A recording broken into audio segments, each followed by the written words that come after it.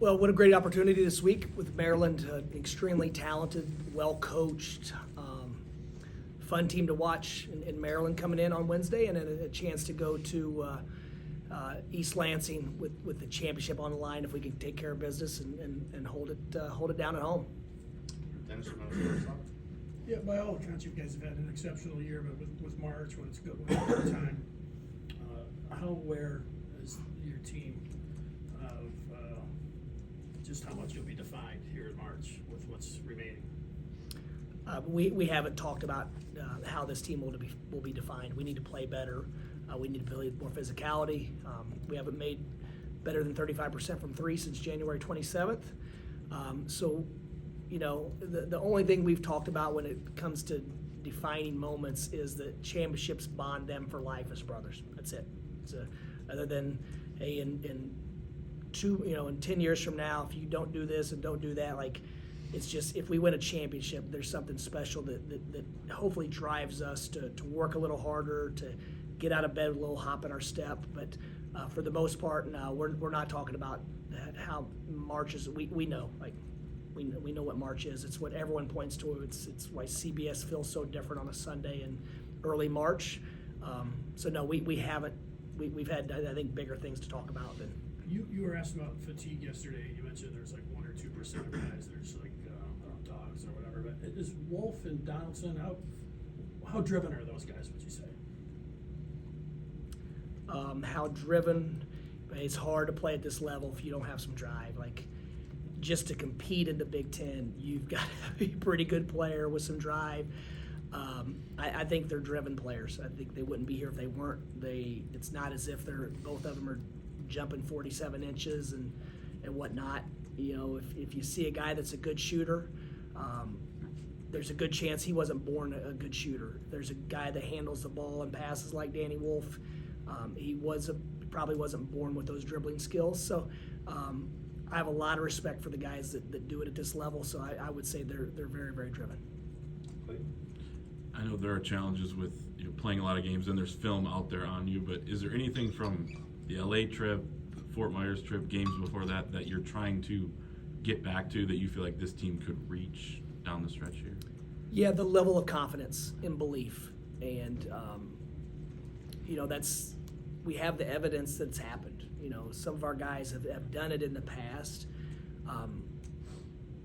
But I mean, even just last night, and I think in the first 4 minutes, we have 2 shots point blank at the rim, and Boswell is an elite defender. The guy is like I said, I have a lot of respect for Boswell. I mean, that guy he impacts the game in a lot of ways other than his shooting percentage. And so he strips the ball a couple times at the rim. We get a rebound that bounces off of our chest. I think they scored a 3 on that possession, and then we missed 2. And so that's the way we started the game without the force and attention to detail we needed to set the tone. And even when Illinois wasn't shooting well and playing well, they were able to hang around. And then in the second half, they turned it up a notch. And when a team has the physical capabilities that they have, you don't want them to turn it up a notch because of your mistakes. And I feel like that was a big part of it. And once again, there's these possession. We've had so many one possession games, and it seems like every game now the opposition's banking in 2 threes. They're making us pay for every mistake, and so we have to eliminate a lot of these mistakes. If we're going to be, we don't have the margin. We just don't have the margin to make a lot of errors and not make shots and turn the ball over. And then with Ruben, I know he's still working back, but is the plan to put him back in the starting lineup once he's better? Yeah, we need to see Ruben today. We need to see Ruben tomorrow. I mean, last I'd heard 2 days before he got back, he had lost over 10 pounds, and we appreciate him trying to play yesterday and giving it his all. We haven't talked about what lineups. We're probably going to tweak some things, but we haven't made that decision yet. Chris? A couple of things. Sam Walters, what's his status right now? I'm just going to defer to the training staff with Sam. All right. And then Oscar Goodman, he's practicing with you? He is, yes. What have you seen from him, and what do you like about him? Man, I think he's got a real winning DNA. I think he's someone that really, really cares about his teammates. He's played with physicality in practice. It's an adjustment, and that's why we wanted to bring him over, so this adjustment would happen now. And I just think he's going to be a guy that impacts winning. He's done it his entire career. He addresses some of our deficiencies, which is the physicality, which is the ability to get to basketballs. I mean, he's quick off the floor, off 2 feet. He likes contact, and so we think that he'll be someone that the Michigan fans are going to enjoy watching. When he does play, what position do you see him at, and what's his skill set when it comes to scoring? He's been a 4-man, a power forward up to this point. He's a really good driver. He's an aggressive finisher around the basket. In our finishing drills, he's one of our better finishers now. He has a reliable 3-point shot when he has time and his feet are set, and so now we're trying to expand his game where he's a better shooter, which will set up his quick first step drive in the ball. But most importantly, he's awesome to coach, and he's got the personality traits that you want from a really talented basketball player. Tony? Yeah, Dusty, it feels plenty of time to go, and you can obviously hit another gear, but it feels like from the beginning of this season, the team has sort of maybe plateaued or not continued to take steps. And you talk about turnovers, missing shots, sort of things, but are those the reasons why that might be, or do you even, I guess, agree with that assessment that maybe that's it?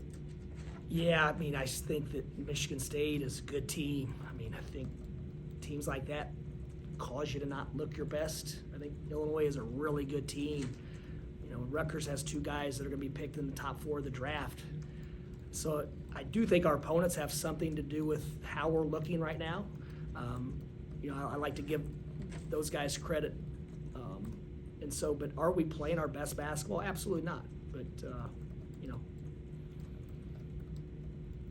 we got to make some shots. We got to finish better. We got to defend better. We got to rebound better. We've got to coach better. We got to do everything better. And you know, I just love the fact that we've responded when we've been in these situations in the past. What do you say to, I guess, the thought or concept that maybe, I mean, 14-4, clearly you guys are somewhat built for this league, but maybe just on the fly, maybe this particular group wasn't built for all the bumps and bruises that a Big Ten needs. However, the run and gun style maybe of a March and playing tight games, is there, do you see that vision as like, hey, this could be a good March team, not that it's not a good Big Ten team? Do I think this team can be a good March team? Yeah, that's yes, the goal. I do. Alejandro? You mentioned yesterday being a little bit mystified that some shots weren't falling. Do you like the looks you've been getting, and otherwise are there other factors that you feel are at play? For the most part, yeah, we like the looks. We cut down our 3-point attempts because of the way Illinois was guarding us. I think they baited us into shooting a couple of those 8 or 9 foot floaters. We didn't hit the roll man well enough. If we're going to be in a very good offensive team, we're going to have to be able to hit the roll man when their windows are there, because we have a roll man that's a really good finisher on the move. But yeah, I mean, the threes, I thought 90% of them were clean, open, paint touch. I thought the last game at home, I thought several of them rimmed in and out. And so I don't know if that's confidence or the ball's just not dropping. What we try to do as a staff is disconnect the shots going into how we respond, sprint back on defense, communicate, play with physicality, attack the rebounds. And that's probably the area that we need to improve on the most, because it's, you know, guys go through shooting woes. There's confidence, there's fatigue, there's whatever the case. And so obviously there are some teams in our league that are much, much deeper than others, and there are others that need to figure it out. But also, you know, we need to trust our bench a little bit more. I was very happy with the way those young guys came in and played the last 5 minutes of yesterday's game. They played good basketball. They showed an ability to trust each other and try to do the right thing. Charles? Yeah, Will seemed pretty frustrated after the game, saying that there seemed to be a lack of attention to detail. What's the best way to avoid that going forward this weekend and postseason play? I think just getting outside of yourself. I think when you pour yourself into the team and you're focused on what the team needs you to do what's best for them, I think that allows you to pay more attention to the details and not be consumed with how I'm playing as an individual. And I think that's the challenge right now, and one of the challenges in our sport. It's, how do we play for something much, much bigger than ourselves, and I think that will help with us, paying more attention to the details of the game. But Will visibly frustrated, as he should have been. We haven't performed the way we needed to in a championship hunt. Andrew? With Maryland, Derek Queen seems like a pretty unique player. I guess, can you speak to his game and anything else about that team that stands out? Yeah, he's extremely talented with the ball in his hands.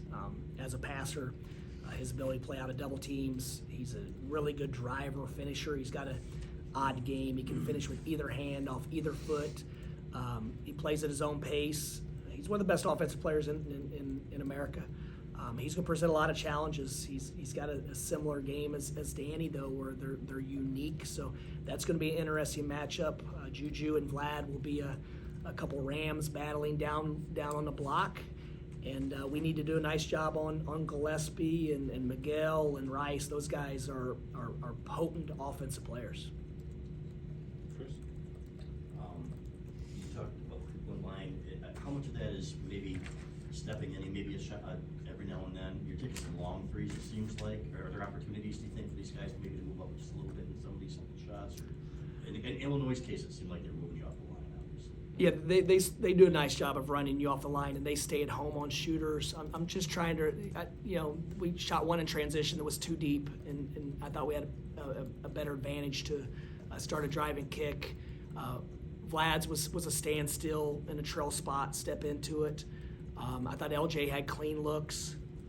I'm trying to think of Roddy's was a paint touch. It looked great from my vantage point. I mean, it hit the back of the rim back and straight. I'm trying to think of Namari always shoots left wing deep in transition. I think sometimes that's just a matter of he's running a lane, and where he catches the ball, he's not going to have time to dribble again and then get the shot up. They'll be matched up, so he's got to take the catch and shoot shot. And it's probably, from a number standpoint, smarter to shoot a 23-footer off the catch than it is a 21-footer off the bounce. For most teams, for most of basketball, for our team, it's actually about the same. But I don't think Namari's the one that usually shoots deep threes. Danny's was throw and chase to Vlad. We weren't able to get the 6'2" guys into the ball screen, so we wanted to look at the throw and chase. Probably in that situation, he's got a clean look from just behind the line. You can nitpick if the shot doesn't go in, he shouldn't have shot it right. I mean, we could sit up here but he had a clean look. Danny's a mid-30s% shooter. Would I like to him a step closer? Absolutely, but it's tough to turn those down because you're probably going to get a lesser shot in most games. And then with the offensive rebounding, was there one thing? Was it boxing out of rate? It's cliche, but were you not physical enough? What was the problem in your opinion yesterday? It was a combination. Early, our habits, coaching, are from day one. We don't have the habits we need to win when we're not making shots and we're not finishing in the paint and we're not making our free throws. Because we have such we got such a unique group, we've been able to mask some of that.